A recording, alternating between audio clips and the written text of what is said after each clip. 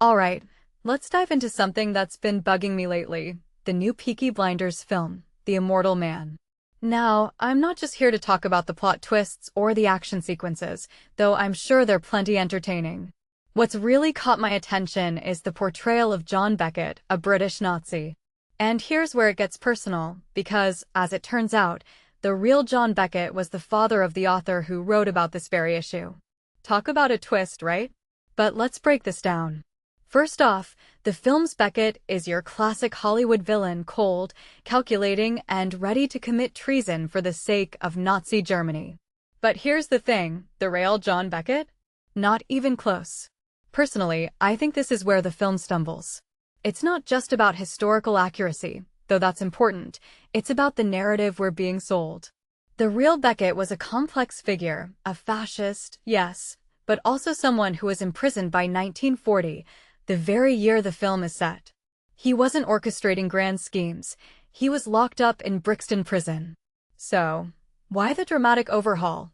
What makes this really interesting is how it ties into a broader trend in filmmaking, this obsession with creating populist myths, especially around World War II. Take Darkest Hour, for example. That scene where Churchill hops on the tube to hear the voice of the British people? Pure fiction. In my opinion, this kind of storytelling does a disservice to history. It's not just about getting the facts wrong, it's about shaping our understanding of the past in a way that feels comforting, heroic. But history isn't always comfortable. The real conversations on those tube trains? They were filled with resentment, frustration, and even defeatism. That's the messy truth, and it's far more compelling than any feel-good myth. Or look at Nuremberg. The idea of a Jewish soldier comforting Julius Streicher before his execution? Poetic, sure, but completely made up. The real Streicher went to his death shouting Heil Hitler and spewing anti-Semitism. What this really suggests is that filmmakers often prioritize emotional impact over historical accuracy.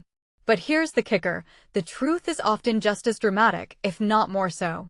Why not tell that story? From my perspective, it's because the truth doesn't always fit the narrative we want to believe about ourselves, that we're always the heroes, that evil is always one-dimensional.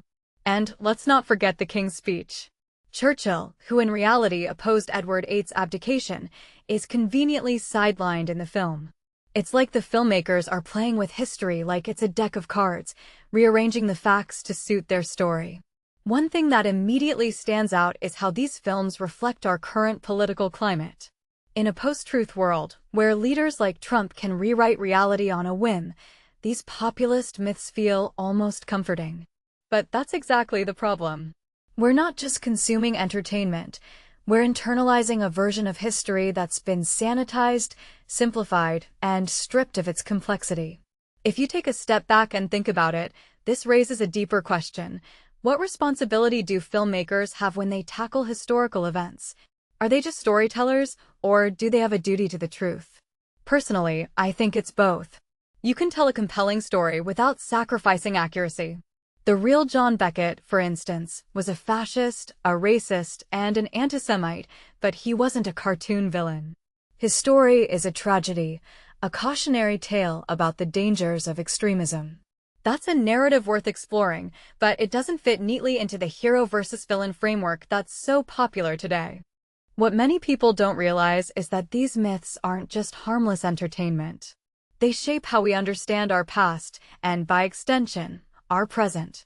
When we reduce complex historical figures to one-dimensional characters, we lose the nuance that makes history so instructive.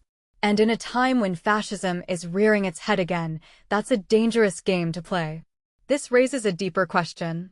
Are we using history to understand the present, or are we using it to escape from it? A detail I find fascinating is how these films often portray heroes as lone figures standing against evil, when the reality is almost always more collaborative. Churchill, for instance, relied heavily on the support of the Labour Party during the war. But that doesn't fit the populist narrative of the solitary hero. It's less glamorous, but it's real. And that's what we need right now, a real, unflinching look at our history, not heroic myths. So, as we wrap this up, I'll leave you with this thought. What does it say about us when we prefer myths to truth? In a world where facts are increasingly up for debate, Maybe it's time we demand more from our stories.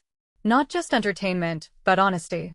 Because, as the saying goes, those who don't learn from history are doomed to repeat it. And if we're not careful, these populist myths might just blind us to the lessons we desperately need to learn.